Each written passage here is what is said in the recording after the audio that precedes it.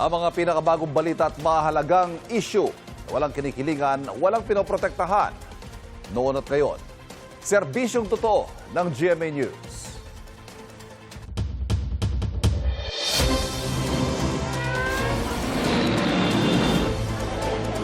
Sa kayo po ay na ang mga unang balita. Bago manalasa ang bagyong Maymay, bagyong Luis ang tumama sa ilang bahagi ng Luzon. At dahil po dyan, ilang araw ng lubog sa baha ang ilang lugar sa Cabanatuan, Nueva Ecija. Ay kay News Cooper Gilbert Magpayo, umapaw ang sapa sa barangay Bitas. Binahari ng mga bahay at kalsada roon, gaya sa Maharlika Highway papunta sa Talavera. Sa bayan naman ng Bungabon, umapaw ang tubig sa isang tulay sa barangay San Roque. Nalubog sa tubig ang mga taniman ng mais. Inilikas sa mga magsasaka ang kanilang mga alagang hayop. Karaniwan na rin ang landslide sa ilang kalsada sa Kalinga at Apayao dahil sa masamang panahon bago pa man dumating ang bagyong Maymay. Sa Balbalan Pinokpok Road sa Kalinga, humambalang sa kalsada ang gumuhong lupa at mga tipak ng bato. Nagsagawa ng clearing operation sa mga otoridad at ngayon, passable na ang magkabilang lanes ng kalsada. Nagkaroon din ng pagguho ng lupa sa bahagi ng Connor Cabugao Road sa Apayao. Pahirapan ang pagdaan sa kalsada dahil sa putik. Nagsagawa naman ng clearing operation sa mga otoridad at bukas na sa mga motorista ang isang lane. Pinapayuhan ang mga motorista na mag-ingat sa biyahe.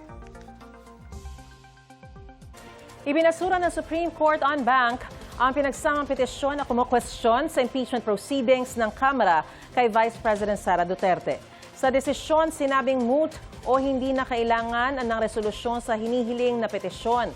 Na-transmit na kasi ng Kamara sa Senado ang Articles of Impeachment. March 2026 nang hilingin ng bise na itigil ang impeachment proceedings laban sa kanya dahil lumagpas umano sa Constitutional Authority ang pangangalap ng ebidensya. Bago yan, humiling na rin ng temporary restraining order ang ilang abogado na kalaunay kinonsolidate sa petisyon ang bise. May 13, 2026 nang i-transmit ng Kamara ang Articles of Impeachment sa Senado.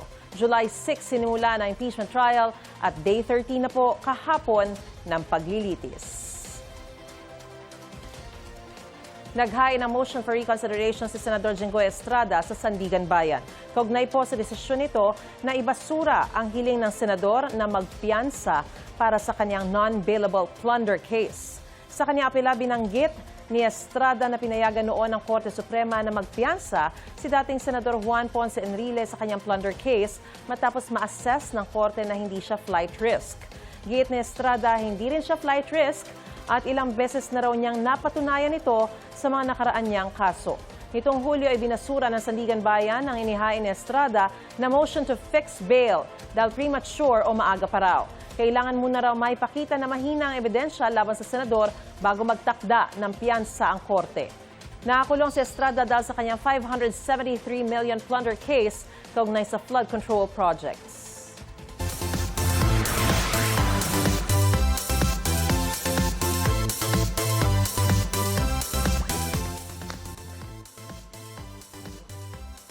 Okay, sa gitna ng kanyang tagumpay sa showbiz, nag-share si Kapuso Drama King Dennis Trillo ng mahalagang learning niya sa kanyang career.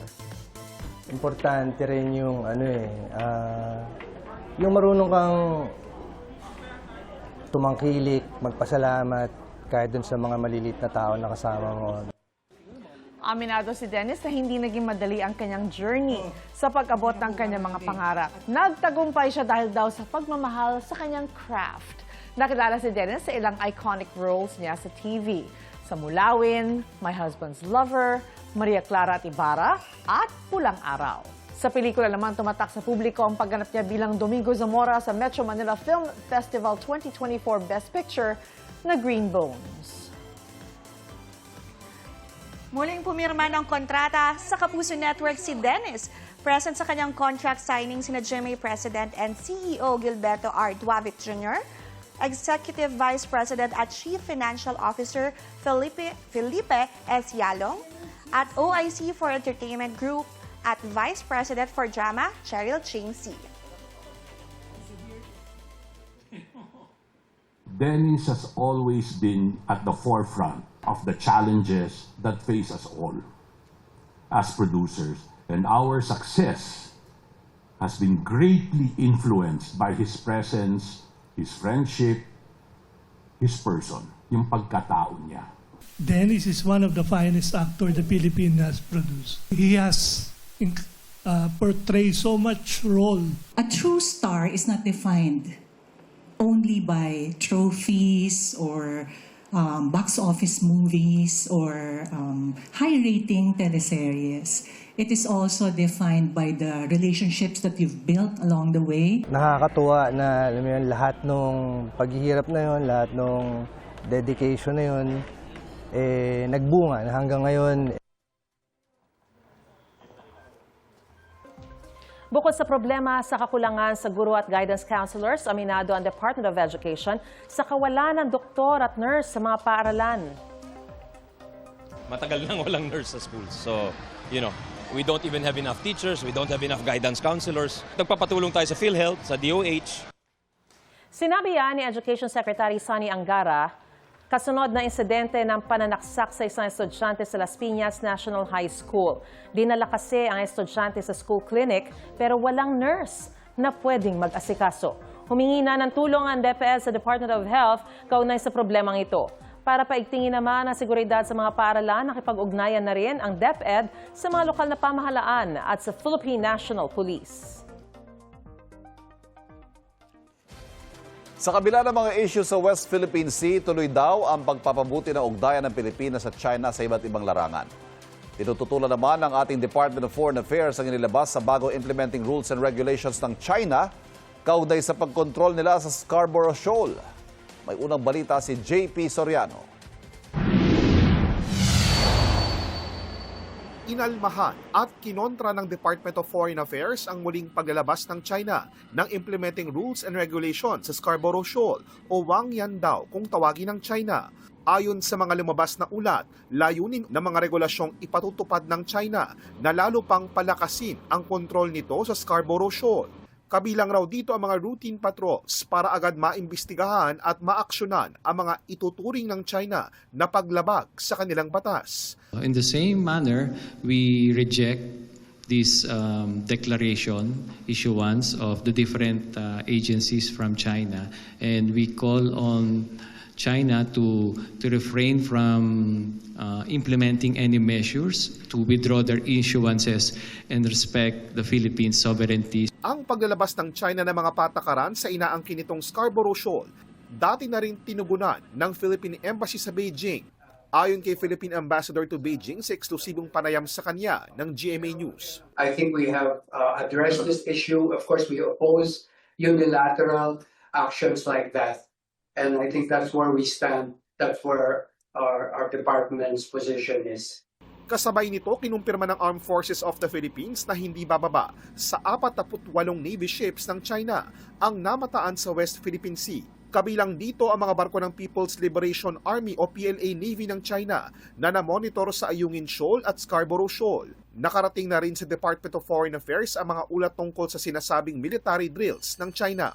What we can assure our public is that the AFP, the PCG are continuously monitoring these incidents, and the Philippine government is committed to protect our interests, uphold our sovereign rights and jurisdiction.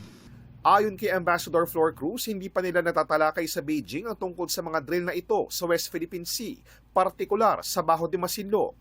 Sa kabila nito, ayon kay Ambassador Flor Cruz, layunin ng New Equilibrium na tinukoy noon ng Pangulo na panindigan ang posisyon ng Pilipinas habang maayos na pinamamahalaan ang mga hindi pagkakaunawaan at ipinagpapatuloy ang kooperasyon sa ibang larangan. We want to create space for diplomacy and dialogue to allow us to pursue other Philippine national interests. While, again, on premise, we stand by our principled position. Ang sabi nga ng Pangulo, what is ours, we will not give up. Samantala, sa gitna ng mga gusot sa pagitan ng Pilipinas at China, patuloy raw ang pag-usad ng malaking trade relationship ng dalawang bansa. Lalo't isa pala sa pinakamahalagang ini-export ng Pilipinas sa China ay nickel, isang mineral na kailangan sa paggawa ng batteries at iba pang green technologies. Ang Pilipinas ngayon ang isa sa mga pangunahing supplier ng nickel sa China. Ayon kay Peñaranda, nakikipag-usap din ng Pilipinas sa malalaking kumpanya sa China, hindi lang para bumili ng nickel, kundi para maglagay rin ng processing operation sa Pilipinas. Ongoing yung usapan with some big companies kasi lahat, as you know, everyone is looking for minerals. No? So people are securing that supply. No? So we're working on that. And we also work with related industries na nangangailangan ito. Tinututukan din ng Philippine Embassy sa Beijing ang muling pagdami ng Chinese tourists sa Pilipinas. Ayon sa Philippine Tourism Office sa Beijing, nakatutulong ang pagsugpo sa mga iligal na pogo na sinusuportahan din ng Chinese government para muling mapalakas ang imahe ng Pilipinas bilang ligtas na destinasyon. Bukod sa Boracay at Bohol, lumalakas din daw ang interes ng Chinese tourists sa Dumaguete, Siquijor at Siargao. Kailangan pa rin nating pagandahin yung connectivity, meaning yung more flights to the Philippines, at saka buksan pa yung airport. Yes. Kasi dalawa lang ang international airports na open to Chinese tourists there, Manila and Cebu. Target ng Tourism Office na maibalik sa loob ng 2 hanggang 3 taon ang dating antas ng Chinese tourist arrivals sa Pilipinas.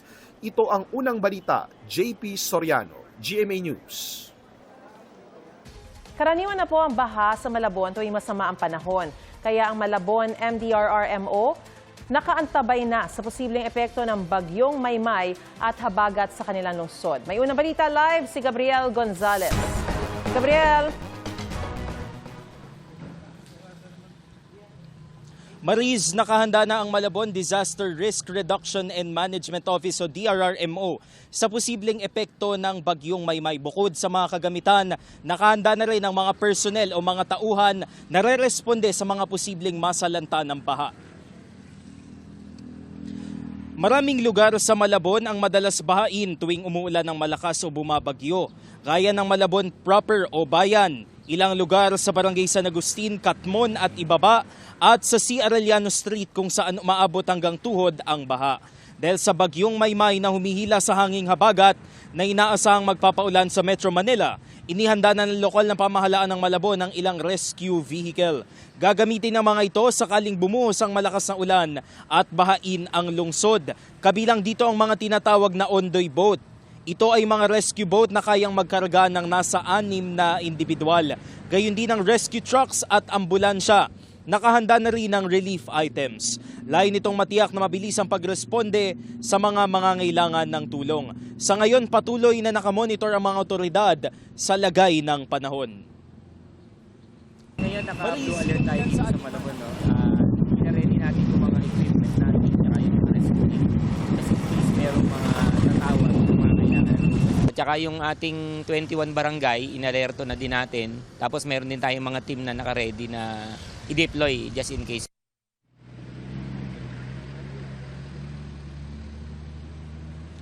Mariz, yung ilan sa ating mga nakitang mga sasakyan na ilan lamang sa fleet ng Malabon DRRMO.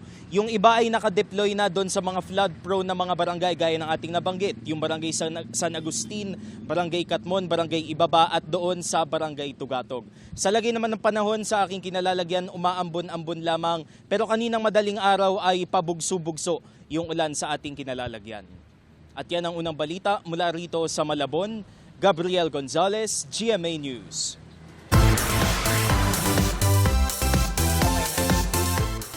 After magpakilig sa You're My Favorite Song, abangan naman si Sparkle star Heath Hornales sa GMA Prime. Sunod kasing mapapanood si Heath sa Kapuso action series na Task Force Firewall. Excited na si Heath at ready nang sumabak sa maaksyong eksena. Bagay sa kanya to! I know! Ang galing ng tatay niyan eh. At syempre, matatandaan po na napanood na din ang Sparkle actor as guest sa Never Say Die. Saktong araw ang guesting ni Heath sa Task Force Firewall na itinuturing niyang preparation para sa upcoming action series na Hari ng Tondo na pinagbibidahan ni Dennis Trillo at Ruru Madrid. Natutuwa po ako na na-experience ko po both na action, tsaka po pakilig, pa-sweet. Ayun, pero ngayon I'm really excited din po dito sa project po na to na magagawa ko na po yung action na gusto ko, kaya ayun, I'm really happy and thankful.